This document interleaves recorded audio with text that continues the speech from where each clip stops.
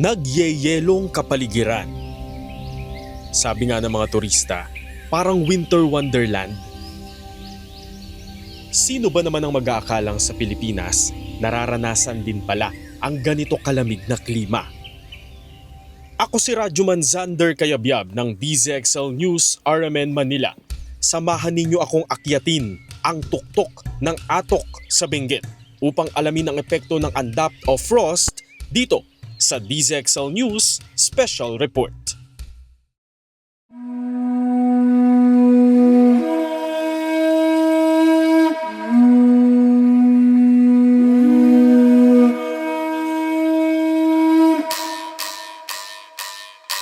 Salad Bowl of the Philippines kung tawagin ang lalawigan ng Benguet. Dito nang gagaling ang 80% ng mga highland vegetables sa bansa. Sa hagdan-hagdang taniman dito sinasaka ang mga repolyo, letsugas, patatas, labanos at iba pang high-value crops. Habang kinukumutan ng makapal na hamog ang kabundukan, ang malamig na hangin yumayakap naman. Nakakamanghang isipin na may pagkakataong nagyeyelo rin. Ito ang tinatawag na frost o andap, water vapor, nagiging solid o yelo dahil sukdulan ng lamig. Paliwanag ni Pagasa Weather Specialist Benison J. Estareja, nakakaapekto ang amihan, maging ang snow sa ibang bansa, kaya labis na bumababa ang temperatura sa mga bulubundukin nating lalawigan. Hanggat meron tayong amihan at hanggat nag-i-snow pa rin dito sa may middle latitudes, then we're expecting pa rin na magkakaroon ng andap ng mababang temperatura. Nasa bayan ng Atok Benguet, ang second highest point ng Philippine Highway System. May taas itong 7,398 feet, pumapangalawa sa Ifugao. Makailang ulit naranasan ang andap dito mula December 2025 hanggang February 2026. Noong January, umabot sa 5 degrees Celsius ang temperatura sa Atok. Malamig sir. Kwento pa nga ng magsasakang si PJ Hate, pumalo pa ng 0 hanggang negative 2 degrees Celsius ang ground temperature nang ilapag niya ang thermometer sa tabi ng mga gulay. Kanina 1 degree. Oh, kapit tayo sa top of the ice. Maging ang sasakyan ito nabalot ng yelo. Pero kung 0 ang temperatura, 0 din ang kita. Ayon sa magsasakang si Ramon Gaviz Jr., may ilang wombok o Chinese cabbage na silang itatapon dahil hindi na mabebenta. Pag may andap po sir, ganito ang mangyari. Matitira po yung sa loob ng Chinese cabbage, ganito mag-yellow, ganito malulusaw po. Kung pwedeng linisin, pwede. Pero kung sira na, tapon na. Logi na talaga. Lumulutong kasi ang mga dahon kapag nabalot ng frost.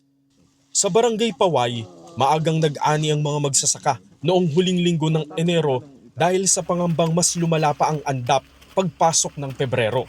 Inaalis nila ang mga dahong napinsala at isinasalba ang mga pwede pa. Nanghihinayang naman si Divine Philip sa kanilang puhunan sa pagtatanim. Grabe po. Kasi lahat po yung nasisira eh. Sayang yung mga expenses pag wala pong masalba.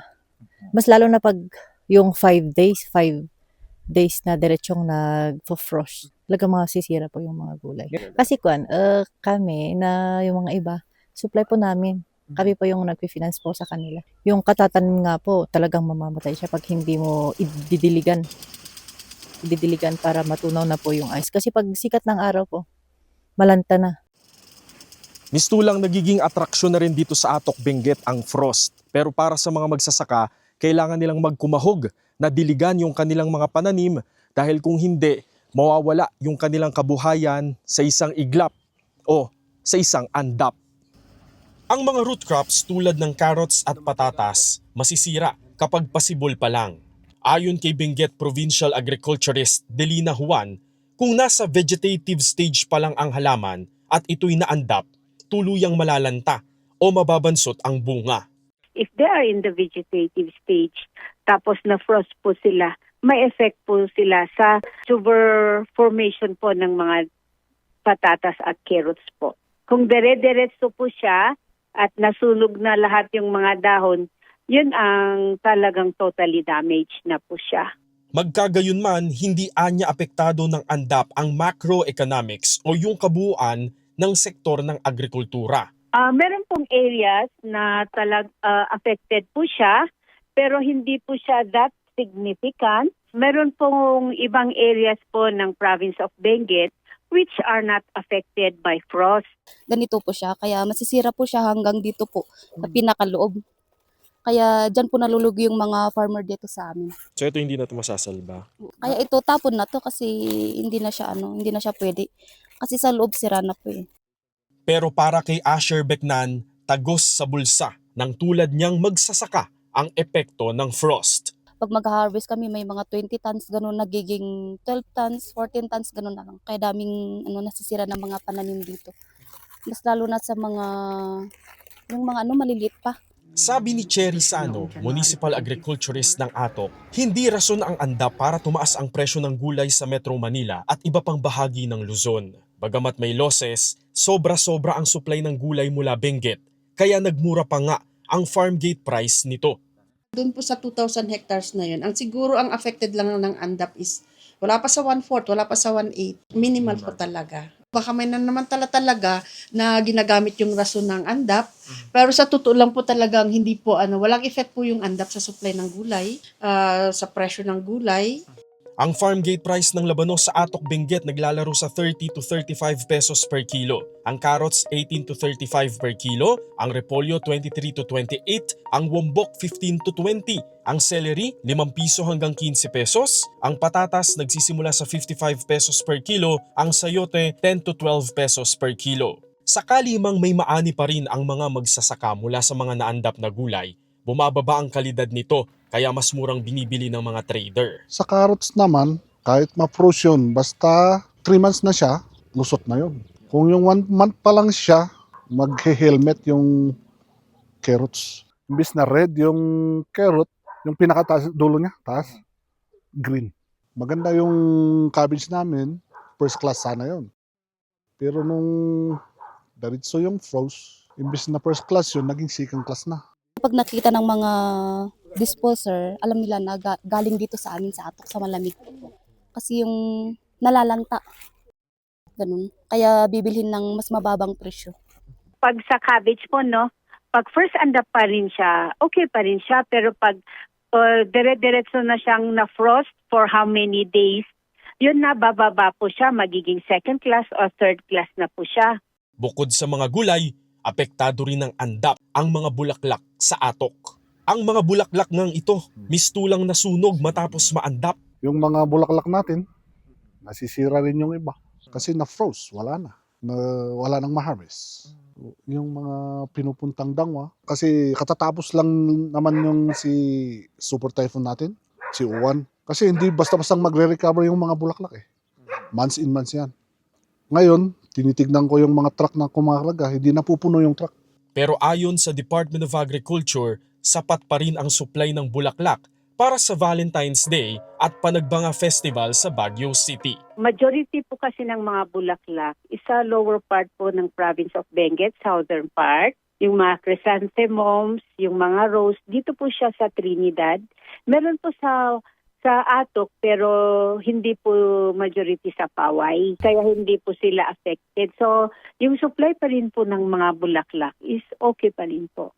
Dahil matagal naman nang may frost sa Benguet, maraming magsasaka ang nakapag-adjust na sa sitwasyon. Hindi naman po siya alarming kasi sa ngayon, alam na ng farmers natin yung pamamaraan nila, yung timing ng pagtatanim para during this time na frost season, harvest time na siya. Dagdag pa ni Jose Diego Rojas, Senior Agriculturist ng Bureau of Plant Industry ng DA, mahalagang maagapan ang frost para hindi mapinsala ang mga pananim. Yes po, normal po ito. Taon-taon po siyang nangyayari tuwing buwan ng Disyembre hanggang Pebrero. At alam na po nila kung anong dapat gawin. And isa po dito is kapag nagkaroon po ng ANDAP, nagsispray ho sila ng tubig para humatunaw yung yelo. And yung iba naman po, ginagawa po nila, meron po silang ibang tinatanim na gulay na hindi po labis na naapektuhan po ng ANDAP. Sabi naman ni Assistant Secretary Joycel Panlilio, Deputy Spokesperson ng Agriculture Department, mahalaga ang pagtatayo ng mga greenhouse para protektado ang mga pananim. Ang direction po kasi ng DA ngayon para maiwasan itong mga ganito ay mag-establish na po ng mga greenhouses na ito po yung para po protected na parang nagiging shield na po itong mga greenhouses na to sa biglang pagpapalit po ng temperatura. At isa nga rin po sa pangmatagalan na intervention na maaari pong ibigay ng Department of Agriculture ay yung irrigation po para po dito. Ang DA po nagpo-provide po ng libreng pag-establish ng greenhouses. Yung iba naman po sa kanila, sila po mismo ay nag-establish po ng kanya-kanya nilang greenhouses. Nagbibigay din po kami ng mga plastic sheets na pang-cover po para doon po naman po sa mga tinatawag na tunnel greenhouses. Ito po yung medyo mababa po na greenhouses naman po. Kung sakali man na may affected sila, may mga damages, dito sa office namin mismo, meron kaming fund for calamity, for crop damages. Sa punto ng pamahalaan, ang pinsala ng frost hindi naman kalakihan, pero nilulusaw ng andap ang kita ng magsasaka, lalo't sumasabay pa ang mga kakumpetensya. Mas grabe po yung frost na kaapekto kaysa sa bagyo. Kasi sa frost po, lahat po ng masisira po. Pag sa bagyo, siyempre may matira. Talagang maraming harvest. Ang problema lang namin yung bumababa yung price dahil sa importation.